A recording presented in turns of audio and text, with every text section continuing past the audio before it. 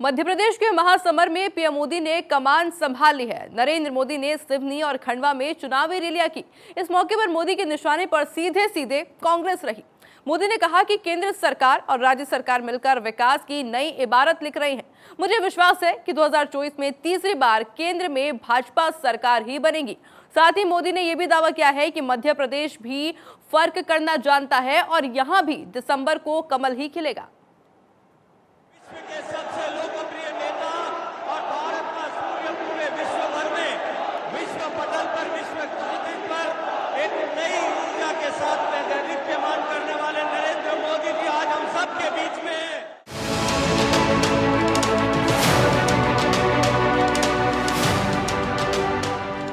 मध्य प्रदेश का सियासी महासमर धीरे धीरे धारदार होता जा रहा है।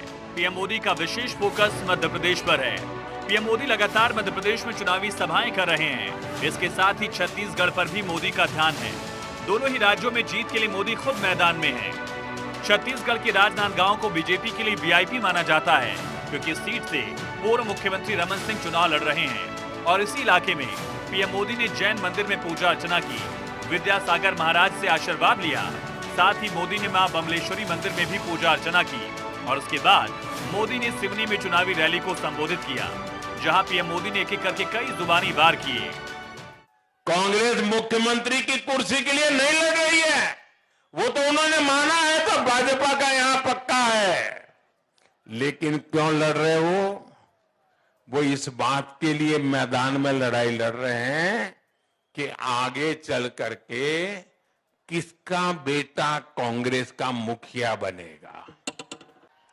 मेरे परिवारजनों, एमपी के मन में मोदी क्यों है, इसका एक उदाहरण पीएम गरीब कल्याण अन्न योजना है। कोरोना के काल में मेरे मन में एक ही विचार चलता था और उस वेदना में से, उस करुणा में से, उस संवेदना में से मेरा पहला संकल्प बना था कि मैं इतने बड़े संकट में किसी भी गरीब के घर का चूल्हा बुझने नहीं दूंगा। भारत की आजादी का सारा श्रेय सिर्फ एक ही परिवार के नाम कर दिया। कांग्रेस के लिए अपने एक परिवार से बड़ा कोई और है ही नहीं।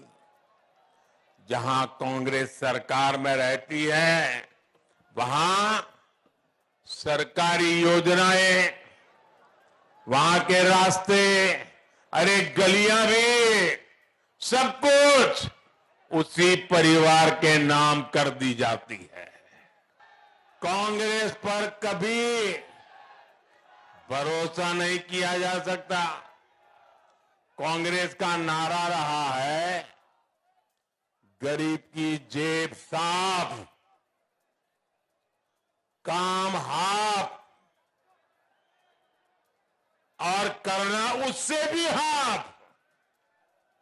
यानी कांग्रेस विकास का काम नहीं करती, लेकिन नागरिकों की जेब जरूर साफ कर देती है। आपके बेटे ने, आपके भाई ने एक बहुत बड़ा निर्णय मन में पक्का कर लिया है। दिसंबर में जब योजना पूरी होगी तो मेरा निश्चय है कि आने वाले 5 वर्ष के लिए फिर से एक बार मुफ्त राशन की गारंटी देंगे हम। इसके शासनकाल में तो गांव और गरीब के लिए इलाज संभव ही नहीं था। आज देखिए, सिवनी में भी मेडिकल कॉलेज बन गया। सिवनी जिले में आयुष्मान योजना के तहत 300 से अधिक हेल्थ एंड वेलनेस सेंटर बन चुके हैं और सरकार ने तो इसका नाम वेलनेस सेंटर रखा, हेल्थ एंड वेलनेस से, लेकिन लोगों ने उसका उपयोग देखा, उसकी ताकत देखी, उससे लोगों का नाता जुड़ गया। और आजकल मैं जहां जाता हूं वहां लोग हेल्थ एंड वेलनेस सेंटर नहीं बोल रहे हैं, लोग कह रहे हैं ये तो हमारे गांव का आयुष्मान आरोग्य मंदिर बन गया है। आयुष्मान आरोग्य मंदिर नाम दे दिया है। मध्य प्रदेश के सिवनी में प्रधानमंत्री नरेंद्र मोदी ने कहा कि कोरोना के समय में किसी गरीब का चूल्हा बुझने नहीं दिया, गरीब का बच्चा भूखा न सो जाए, इसके लिए मैं खुद जागता रहता था। मध्य प्रदेश के मन में मोदी क्यों है, उसका एक कारण पीएम गरीब कल्याण योजना है। मध्य प्रदेश को लेकर पीएम मोदी किस तरह फोकस्ड हैं, उसे आप यूं समझिए कि बीते 8 महीनों से पीएम मोदी लगातार मध्य प्रदेश आ रहे हैं। 1 अप्रैल को पीएम भोपाल में थे, 24 अप्रैल को रीवा पहुंचे, 27 जून को फिर राजधानी और 1 जुलाई को शहडोल में, 12 अगस्त को बुंदेलखंड के हिस्से में सागर पहुंचे, 14 सितंबर को बीना का दौरा किया, 25 सितंबर को राजधानी में प्रधानमंत्री थे और 2 अक्टूबर को ग्वालियर पहुंचे प्रधानमंत्री नरेंद्र मोदी। 5 अक्टूबर को जबलपुर, 21 अक्टूबर को फिर ग्वालियर और 27 अक्टूबर को चित्रकूट में थे प्रधानमंत्री। अब 4 नवंबर को प्रधानमंत्री ने रतलाम में चुनावी सभा की। प्रधानमंत्री ने कहा कि मध्य प्रदेश को सुशासन और विकास की निरंतरता चाहिए, इसलिए मध्य प्रदेश कह रहा है कि भाजपा है तो भरोसा है, विकास और बेहतर भविष्य है। एमपी के मन में मोदी, मोदी के मन में एमपी है। मध्य प्रदेश में 17 नवंबर को होने वाली वोटिंग से पहले मोदी पूरे माहौल को बीजेपी के पक्ष में सेट करने की कोशिशें कर रहे हैं। Bureau report, Bharat 24।